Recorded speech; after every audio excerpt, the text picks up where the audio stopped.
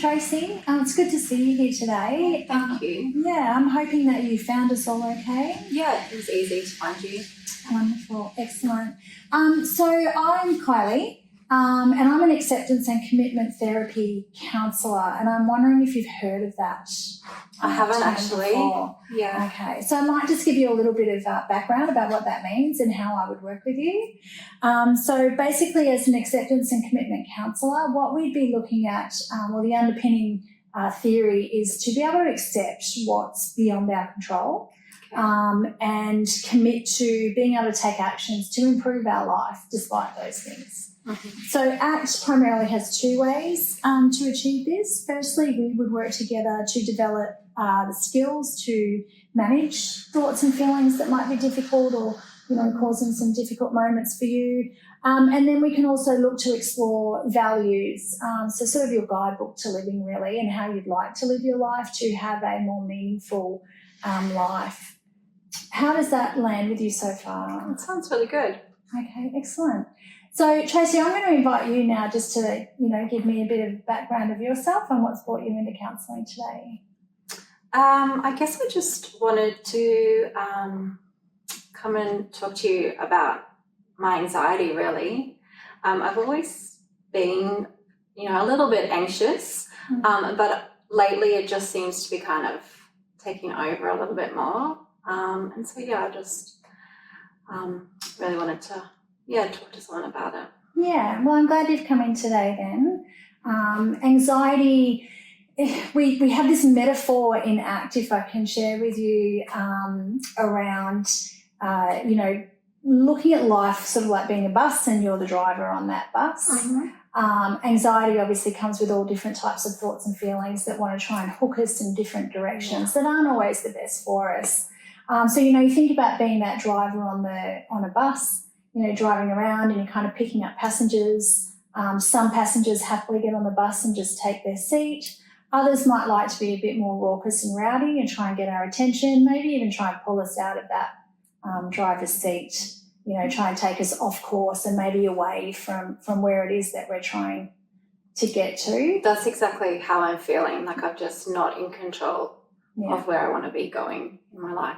Okay, so hopefully maybe learning some techniques and strategies through ACT, we can get you being the confident bus driver and being able to manage those kind of rowdy walkers, passengers when they hop on and not getting so hooked by them and still being able to travel on that pathway that we want to towards a more meaningful, valued life. That sounds really good. Thank you. Yeah, no, that's okay. So what we might do then is maybe just delve into the anxiety a little bit more and just kind of see, what's going on for you. So we've got this activity. Just grab it for you. There we are. Okay. It's called DOTS. It's an acronym for distraction, opting out, thinking strategies, and substance and other strategies. So what we're looking at here is, we try and use different things to avoid or get rid of difficult thoughts and feelings. And it's kind of a pointless exercise to get rid of them because, we can't control the thoughts going into our head. We can only kind of have control once we realise that they're there. Okay. So the aim of this exercise is to basically find out, what methods you might be using and, how they work in the long term.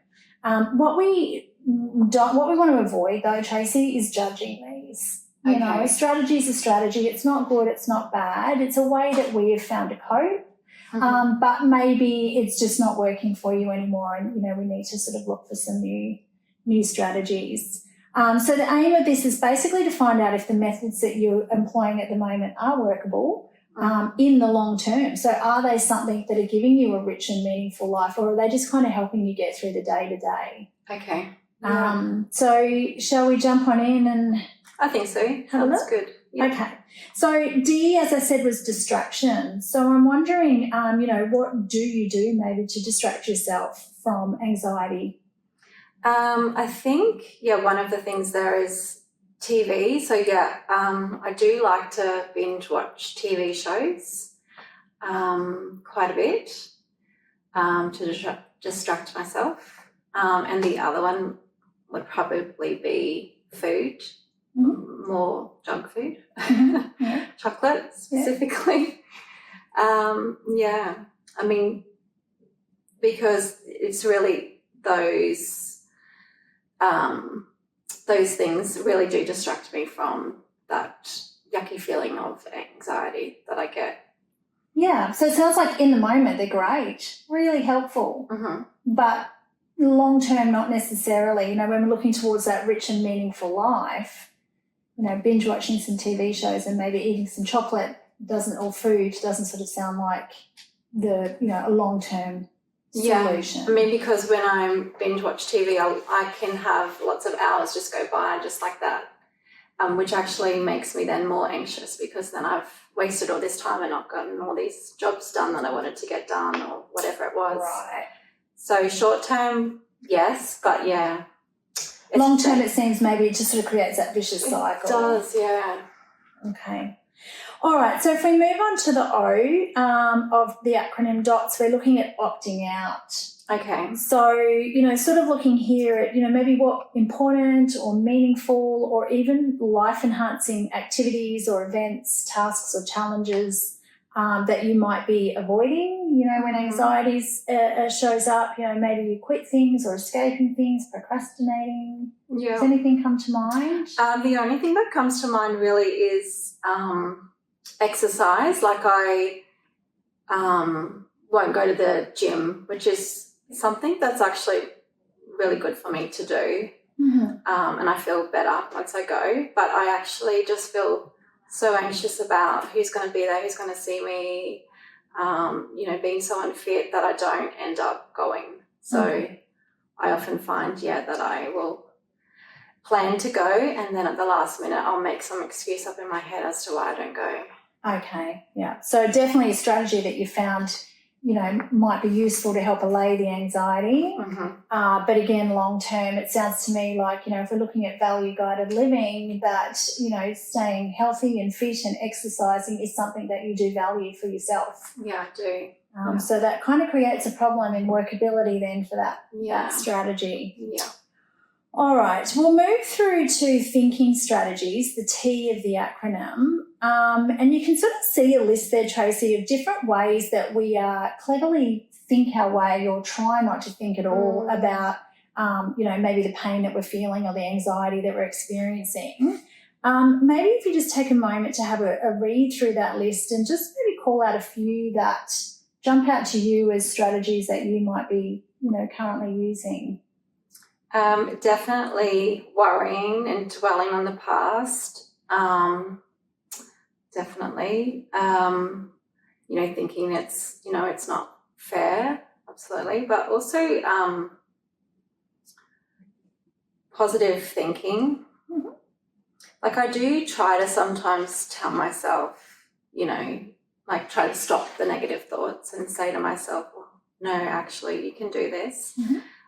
Doesn't always work, but I do try to do that.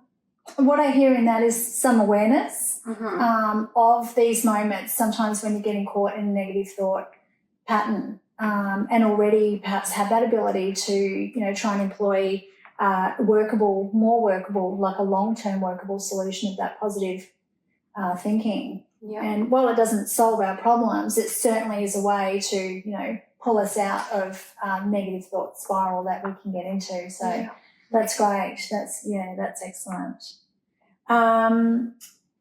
Then looking down at the S, substances and other strategies. So we sort of mentioned food or, chocolate being maybe, something that you can, put in your body to try and get rid of the pain. Is there anything else you can think of? Chocolate would definitely be my number one, and as soon as I put it in my mouth, I feel calmer. Just, it's quite amazing. Until obviously I eat too much of it and then I have a stomach ache. But the only other one might be, that I do like to have a few glasses of wine at the end of the day. Yeah. Okay. So we've identified there maybe a couple of, strategies that you've employed, but again, looking at that long-term workability, sometimes people do enjoy a guilt-free glass of wine, but I guess if it's something, again, you're waking up the next day not feeling great about it or automatically going for the wine when you wish you wouldn't, then maybe, we're looking at that being a not so workable strategy as well. Yeah, okay. Yeah. So what we might do with that activity, Tracy, is, if, well, I should ask you first. I mean, how did you find running through that acronym of DOTS? Yeah, it was really helpful actually, just to kind of talk about, the different things that I'm using that I'm not really, the strategies that I'm using, I'm not really aware of and thinking about, but which ones are helpful and which ones are not so helpful. So yeah, no, it's been good. Excellent. So what I might suggest then is, you take that home with you, and if you like, you can, work on that further in your own time, and even bring back to the next session, if you like, some further thoughts that you've identified, or further strategies maybe that you've identified. That helps to give us some direction on, where we can work. Definitely. You can see down the bottom there's some other strategies to try that can help. In response to unwanted thoughts or feelings. Some of them, again, you might have already tried. So, tick for you in the workable strategy box. But have a read through that. Okay. So basically the point of going through that exercise was just looking at how do your strategies work for you, and maybe what has the cost been. We did mention there that, already you recognised, getting in that vicious cycle at times, where anxiety maybe wants you to not go and do things, and then the guilt kicks in, or, it makes you go watch binge on TV, and then the guilt can kick in and we get in that vicious cycle. So this is just about identifying those times, those strategies, and they're not the workable ones. So what can we do to move forward? I think mindfulness is always a useful technique. Like you did already sort of say that you become aware of when you're in a negative sort of thought cycle, and sometimes mindfulness can be useful in those moments, just to bring us back to the present moment. And to ground us back in that present moment, to be able to have contact with the logical thought processes and our workable strategies.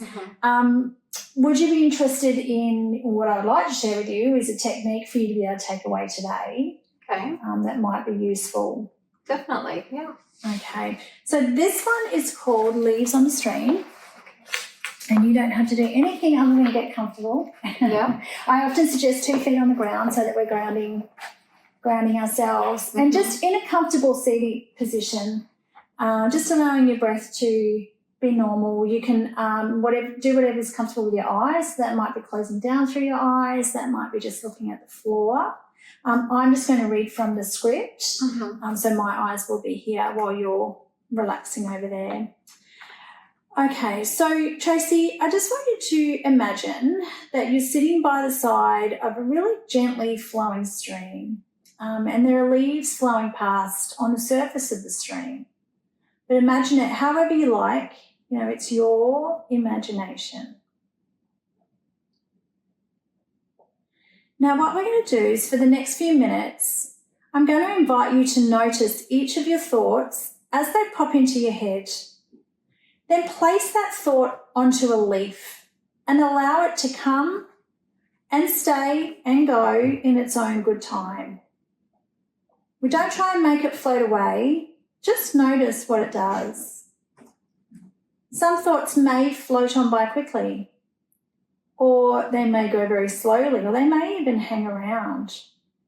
But do this regardless of whether the thoughts are positive or negative, pleasurable or painful. Even if they're the most wonderful thoughts, we still want to place them onto a leaf and allow them to come and to stay and to go in their own good time. They may float by quickly or slowly. They may hang around. Just simply notice what happens without trying to alter it. If your thoughts stop, just watch the stream. Sooner or later, your thoughts will start up again.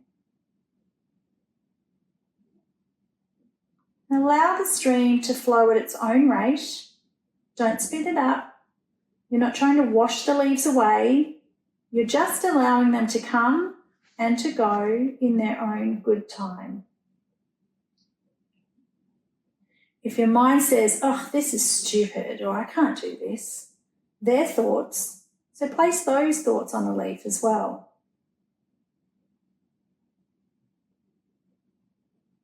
If a leaf gets stuck, allow it to hang around. Don't force it to float away.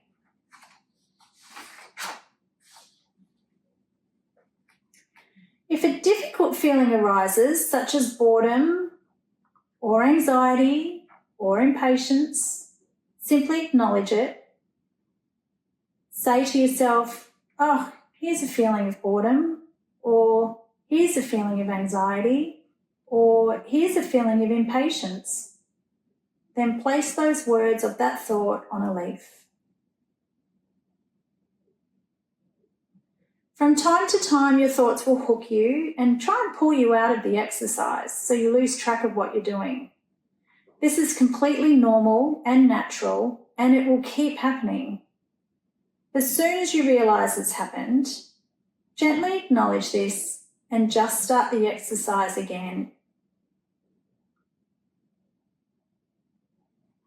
So simply imagining you're by that stream, imagining those leaves floating by, and just popping your thoughts on a leaf. Allowing it to flow its own rate, allowing the leaves to stay, or to go, or to hang around, not trying to alter anything.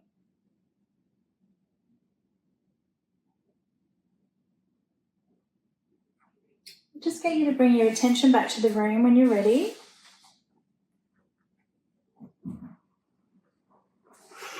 Just check in. How did that feel, Trace?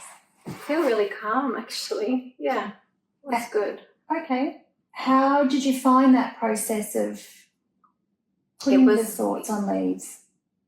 Yeah, it was harder at the start, and then once you just kept reminding me to put those thoughts on the leaves, yeah, it was good. Yeah.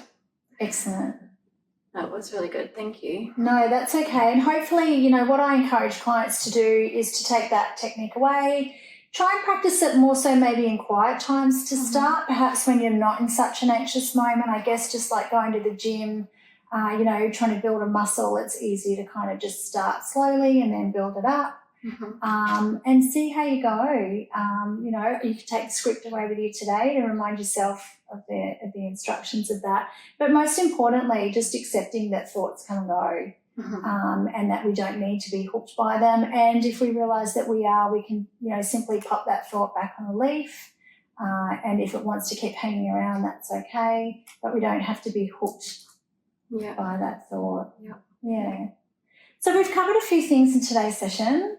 And perhaps, you know, when you come back for your next session, we can look a little bit further into some more techniques, you know, what comes out of the DOTS exercise, some more mindfulness strategies to use as well, and maybe even start looking, you know, deeper into the value-guided living. That sounds great. Thank you so much, Kylie. It was so lovely to meet you today, Yeah, Tracy. you too. Thank you. Thank you.